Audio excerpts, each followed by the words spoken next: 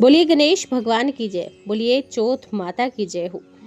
आप सभी बहनों को, मेरी प्यारी माताओं को करवा चौथ की हार्दिक शुभकामनाएं। यह त्योहार आपके जीवन में सदैव खुशियां बनाए रखे, आपके घर में सदैव खुशियों का वास बना रहे। आज हम इस वीडियो में सुनेंगे करवा चौथ की व्रत कथा। इस कथा को सुनने मात्र से ही अखंड सौभाग्य का वरदान प्राप्त होता है, इसलिए कथा को संपूर्ण सुने, कथा को बीच में ना छोड़े। कथा का संपूर्ण फल प्राप्त करने के लिए ध्यानपूर्वक सुने। एक साहूकार के 7 लड़के और एक लड़की थी। साहूकार के बेटे अपनी बहन से बहुत प्यार किया करते थे। साहूकारनी के साथ उसकी बहुओं और बेटी ने भी करवा चौथ का व्रत रखा।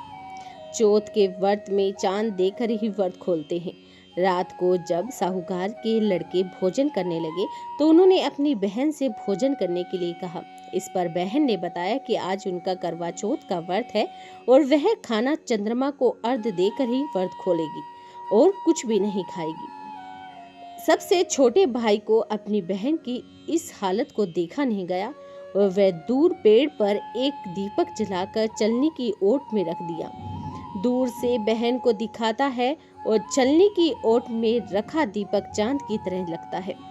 ऐसे में वैसे लगता है जैसे चांद निकल आया हो। बहन ने अपनी भाभी से कहा कि चंद्रमा निकल आया है, व्रत खोल ले। तभी भाभीियों ने उसकी बात नहीं मानी और व्रत नहीं खोला। बहन को अपने भाई की चतुराई समझ में नहीं आई और उसे देखकर करवा उसे अर्घ देकर खाना खाने लग गई। जैसे ही वह पहला निवाला मुंह में डालती है तो उसे छींक आ जाती है और दूसरा टुकड़ा डालती है तो उसमें बाल आ जाता है और तीसरा टुकड़ा डालती है तभी उसकी पति की मृत्यु का समाचार मिल जाता है। वह बेहद ही दुखी हो जाती है। उसकी भाभी उसे सच्चाई बताती है कि उसके साथ ऐसा क्यों हुआ है। व्रत गलत तरीके से टूटने के कारण माता उससे नाराज हो गई है। इस पर उसने निश्चय किया कि वह अपने पति का अंतिम संस्कार नहीं करेगी और अपने सतीत्व से उन्हें पुनः जीवन दिलाकर रहेगी। शोकातुर होकर वह अपने पति के शव को लेकर 1 वर्ष तक बैठी रही। उसके ऊपर उगने वाली घास को इकट्ठा करती रही।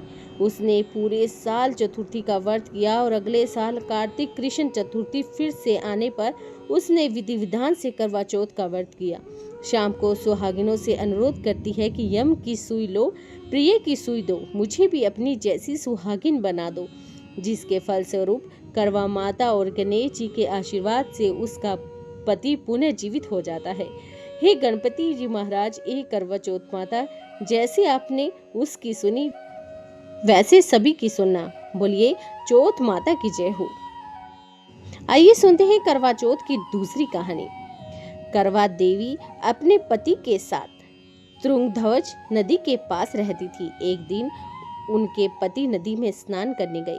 स्नान करने के समय मगरमच्छ ने देवी करवा के पति का पैर पकड़ लिया और वह नदी में खींचने लगा। मदद के लिए अपनी पत्नी को पुकारने लगा। पति की दर्द भरी आवाज सुनकर करवा दौड़ी दौड़ी नदी के पास पहुंची। पति की रक्षा के लिए करवा ने तुरंत एक धागा लेकर मगरमच्छ को एक पेड़ से बांध दिया। करवा के सतीत्व के कारण मगरमच्छ एक कच्चे धागे में बंद कर रह गया और वह थोड़ा भी हिल नहीं पा रहा था। लेकिन अभी भी करवा के पति और मगरमच्छ दोनों के प्राण संकट में फंसे हुए थे। तब करवा ने यमराज को पुकारा और अपने पति के लिए जीवन दान देने और मगरमच्छ को मृत्यु दंड देने की प्रार्थना की। करवा के कहने पर यमराज पधारे और उन्होंने कहा कि मैं ऐसा नहीं कर सकता, क्योंकि अभी मगरमच्छ की आयु शेष है और तुम्हारे पति की आयु अब पूरी हो चुकी है। इस बात पर करवा को क्रोध आ गया और वो बोली, यदि आप ऐसा नहीं करेंगे तो मैं आपको श्राप दे दूंगी। करवा के क्रोध को देखकर यमराज ने मगरमच्छ को यमलोक भेज दिया और करवा के पति को जीवन दान दे दिया। कहते हैं कि करवा चौथ के व्रत में सुहागिन महिलाएं करवा चौथ से यही प्रार्थना करती हैं कि हे करवा माता, जैसे आपने अपने पति को बचाया वैसे ही हमारे भी सुहाग की रक्षा करना। बोली करवा माता की जय हो, गणेश भगवान की जय हो। अगर आपको ये वीडियो पसंद आई हो तो चैनल को सब्सक्राइब करना ना भूलें। वीडियो को लाइक और शेयर जरूर कर दें। कमेंट में जरूर लिखें जय हो चौथ माता की।